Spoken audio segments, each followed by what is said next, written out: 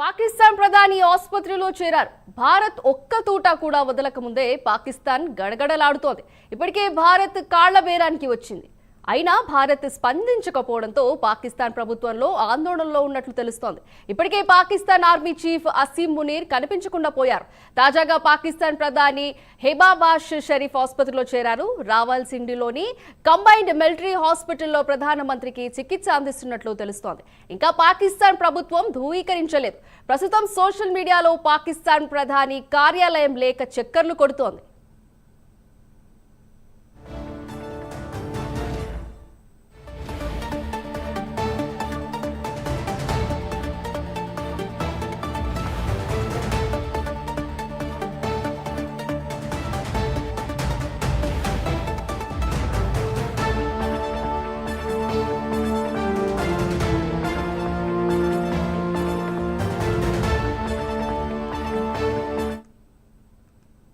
పాకిస్తాన్ ప్రధాని ఆసుపత్రిలో చేరారు. భారత్ ఒక్క తూట కూడా వదలక ముందే పాకిస్తాన్ గడగడలాడుతోంది. ఇప్పటికే భారత్ తో కాళ్ల బేరానికి వచ్చినట్టు తెలుస్తోంది. రైట్, దీని గురించి మరింత సమాచారం మా అసోసియేట్ ఎడిటర్ రాజు అందిస్తారు. రాజు, చెప్పండి. రైట్ సింధు, మొత్తానికి భారత్ సైనిక సన్నద్ధతకు రెడీ అవుతున్నటువంటి నేపథ్యంలో పాకిస్తాన్లో ఒక రకమైనటువంటి ఆందోళన మొదలైంది. ఇప్పటికే ఆ దేశానికి సంబంధించినటువంటి ప్రభుత్వం కావచ్చు, అంతేకాకుండా ప్రధానమంత్రి కావచ్చు, అలాగే ఆర్మీ చీఫ్ ఇప్పటికే తోకముడిచినటువంటి పరిస్థితి. తొలుత ఆ దేశానికి సంబంధించినటువంటి ఆ ప్రధానమంత్రి షహబాజ్ షరీఫ్ గతంలోనే మాట్లాడడం జరిగింది. ఏదైతే తాము ఈ పహల్గామ్ ఘటన ఏదైతే ఉందో పెహల్గాం ఘటనకి సంబంధించి జరిగేటటువంటి విచారణలో పాల్గొంటామని చెప్పేసి కూడా చెప్పినటువంటి పరిస్థితి. ఆ తర్వాత ఆర్మీ చీఫ్ అయినటువంటి అసీం మునీర్ కూడా కనపడకుండా పోయినటువంటి సిచ్యువేషన్. దీంతో పాటు అక్కడ ఉన్నటువంటి సైనికులు కూడా తీవ్ర ఆందోళన చెందుతూ ఉన్నటువంటి సిచ్యువేషన్ నేపథ్యంలో ప్రస్తుతానికి ఒక వార్త ఆ దేశాన్ని ఇబ్బందులు గురిచేస్తూ ఉన్నటువంటి పరిస్థితి. ఆ దేశ ప్రధాని మంత్రి అయినటువంటి షహబాజ్ షరీఫ్ ప్రస్తుతానికి హాస్పిటల్లో జాయిన్ అయ్యారు. ఆయన రావల్పిండిలో ఉన్నటువంటి కంబైన్డ్ మిలిటరీ హాస్పిటల్లో ప్రస్తుతానికి ఆయన జాయిన్ అయినటువంటి పరిస్థితి కనిపిస్తుంది. హెమోరాయిడ్స్ అనేటటువంటి ఒక ఏదైతే అనారోగ్య సమస్యతోటి ప్రస్తుతానికి ఆయన హాస్పిటల్లో చేరినట్టు పాకిస్తాన్ ప్రధానమంత్రికి సంబంధించినటువంటి కార్యాలయానికి ప్రిన్సిపల్ సెక్రటరీగా ఉన్నటువంటి అసద్ రెహమాన్ గిలానీ అనేటటువంటి ఆయన పేరుతో ఒక లేఖ ప్రస్తుతానికి బయట చక్కర్లు కొడుతూ ఉన్నటువంటి పరిస్థితి. సో ప్రైమ్ 9 న్యూస్ స్క్రీన్ మీద కూడా అది మనం చూడొచ్చు.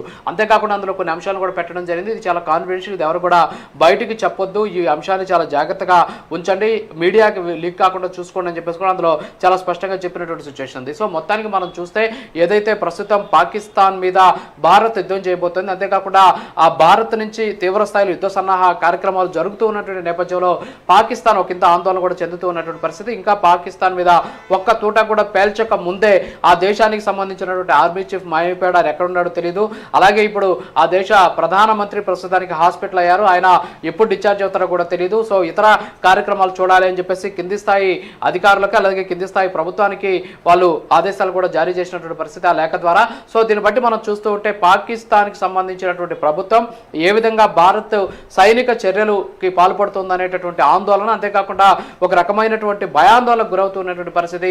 పాకిస్తాన్ ప్రధాని హాస్పిటలైజ్ తెలుసుకున్నటువంటి ఆర్మీ కూడా ఒకంత ఆందోళన చెందుతోంది. నిన్న మొన్న కూడా మనం చూసాం, ఆర్మీకి సంబంధించినటువంటి చాలా మంది రిజైన్ చేశారు, ఆర్మీ అధికారులు కొంతమంది రిజైన్ చేశారు, అలాగే ఆర్మీకి సంబంధించినటువంటి సైనికులు కొంతమంది రిజైన్ చేశారు.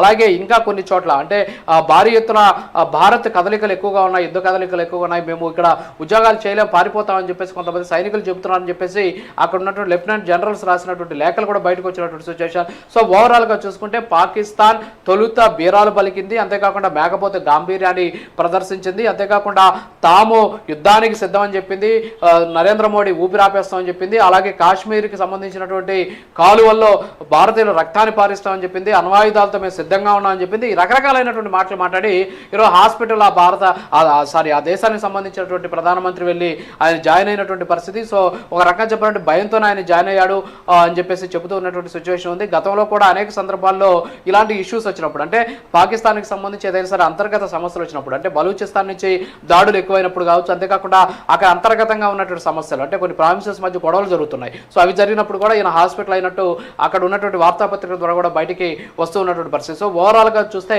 భారత్కు భయపడి చివరికి పాకిస్తాన్ ప్రధానమంత్రి ఈరోజు హాస్పిటల్లో చేరాల్సి వచ్చింది అనేటటువంటి వాదన అయితే వ్యక్తమవుతూ ఉన్నటువంటి సిచ్యువేషన్ కనిపిస్తుంది. Sindhu, right, thank you Raju.